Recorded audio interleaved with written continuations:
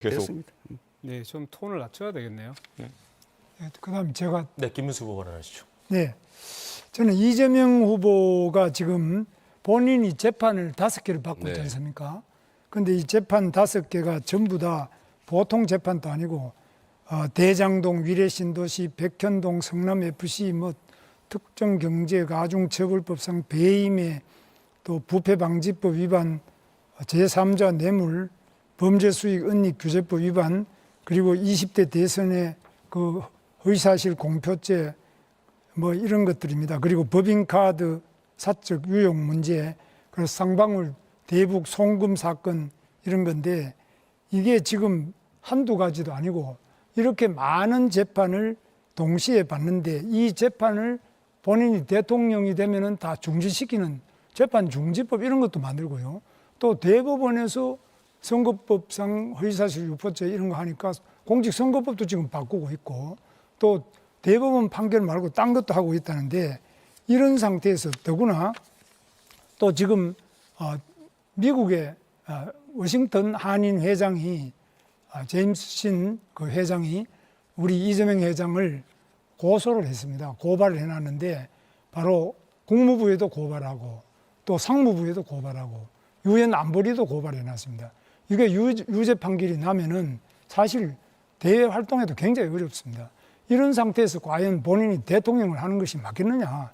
국민들이 굉장히 우려를 많이 하고 있습니다. 그래서 이 재판을 우선에 중지를 시키는 것은 그만두고 이 재판 자체를 받아야 되고요. 또 지연시켜서도 안 되고 빨리 대통령이 되더라도 재판하는 것은 당연히 받아야 되는데 본인을 위해서 모든 재판도 중단하고 헌법재판관 수를 대법관 수를 지금 14명 있는 대법관을 오히려 지금 뭐 100명도 늘리겠다, 30명도 늘리겠다 법안을 내놓고 이렇게 하는데 이게 과연 맞느냐? 이게 본인이 뭐 황제도 아니고 황제도 이런 식으로 법을 안 하죠. 여기에 대해서 참 우려하는 데 대해서 어떻게 생각하십니까? 일단은 그 수없이 많은 기소는 우리 김 후보님이 속한 이 검찰 정권, 윤석열 정권의 증거 없는 조작 기소의 실상을 보여주죠. 증거가 없잖아요. 지금까지 있었으면 제가 이렇게 멀쩡했겠어요. 그럼 국민들이 왜 유죄가 인정했겠습니까? 나옵니까? 말하는 거 좀 할 수 있게 허용해 주시겠습니까? 네. 그리고 이런 일반적인 사법 절차에 관한 문제는 법과 원칙에 따라서 정해지는 대로 따르면 되고 그런 법률들은 국회에서 아직 논의 중이기 때문에 단정하지 마시면 좋겠어요. 네, 이재명 후보의 발언 시간은 모두 마무리가 됐습니다. 앞서 먼저 발언권을 신청한 이준석 후보 발언하시죠. 예, 제가 이재명 후보에게 물어볼 것이 있었는데 발언 순서가 엉키는 바람에 질문해도 답변을 들을 수 없는 상황이 됐습니다. 만약 답변을 듣고 싶다면 예. 이준석 후보의 시간을 양도할 수 있습니다. 예, 사실 지난 토론에서 많은 분들이 놀랐을 것이 이재명 후보가 호텔 경제학을 또 방어하기 위해서 루카스 자이제라는 분을 들고 나와가지고 그분을 아는지 저한테 물어봤었는데요. 저는 더 놀랐던 것이 이분이 알고 보니까 공산당 기관지, 독일 공산당 기관지의 편집장을 지내신 분입니다.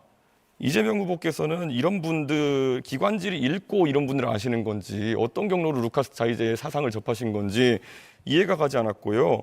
저는 이런 사례를 드실 때 어떻게 조사하셨으면 국민들에게 본인의 호텔 경제학을 방어하기 위해 가지고 공산주의자의 철학을 들고 와서 가르치려고 드시느냐. 저는 이게 의아하거든요. 이 해프닝에 대해 가지고 어떻게 본인이 이 루카스 자이제의 사상을 알게 되었으며 잘못 설명한 것에 사과하실 의향이 있는지 궁금합니다. 시간을 양도하시겠습니까? 예, 10초 드리겠습니다. 10초 드리겠습니다. 20초 드릴게요. 예. 20초입니다.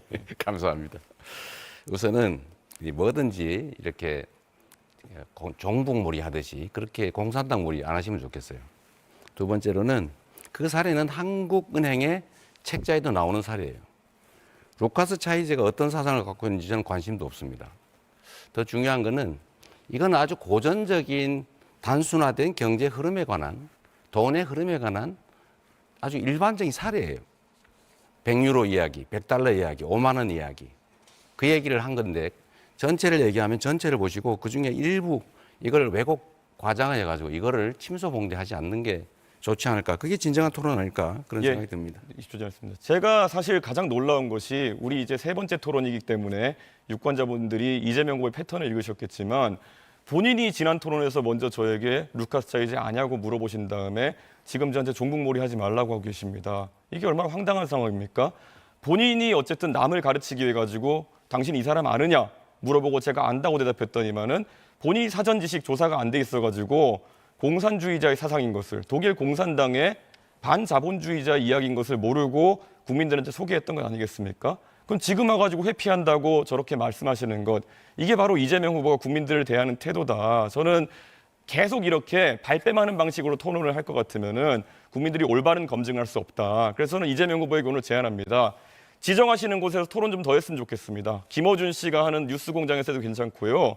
더 이런 것들은 국민들이 알 수 있도록 토론 시간을 만드는 것을 제안합니다. 어떻게 생각하시는지요?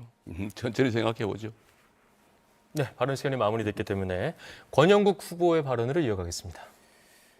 예,